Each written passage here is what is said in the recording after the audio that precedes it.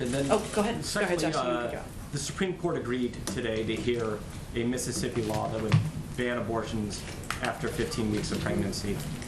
And I was curious, does the administration believe that law is constitutional? And if the court upheld the law, what would this administration be prepared to do? Well, I don't have a comment specific to the Supreme Court taking the case, but generally speaking, given this is a state law, I can say that over the last 4 years, critical rights, like the right to health care, the right to choose, have been under withering and extreme attack, including through draconian state laws.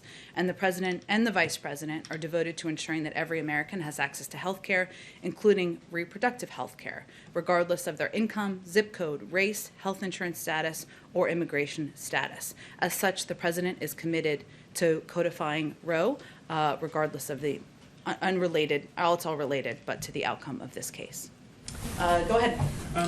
Just stepping back a little bit from the current situation with Israel and the Palestinian territories, we reported over the weekend that your envoy in the region has been basically telling both sides that they need to start thinking about what a peace process might look like after this happens. And I'm just curious whether the president is willing to invest himself in being a broker in that kind of a process, and whether you're starting to think about what that might look like.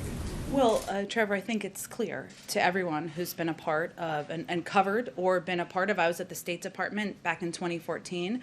We all know that the only way to bring an end to violence, to bring an end to this escalation of violence, is for there to be a two-state solution over time. And in both calls the president made this weekend, he underscored his strong commitment to a negotiated two-state solution as the best path to reach a just and lasting resolution of the Israeli-Palestinian conflict. But in terms of what that would take, or what form and what it would look like, it is going to require both parties wanting to engage in that and wanting to have a discussion about the path forward. And who would be the point person from this end? We're certainly not quite there yet. It will be up to both parties to decide if they want to move forward on that pathway. Okay, and then just one more question on that subject, which is what would be the value in making a case for a ceasefire from your standpoint, and would you do that?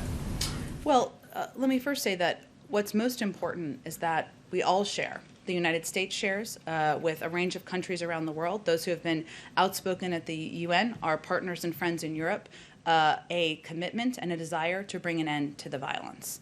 And how we are approaching this is through the prism, again, of what steps can we take, what actions can we take behind the scenes. We've had over 60 calls in the past week from the president on down with senior leaders in Israel, the Palestinian Authority, and across the region.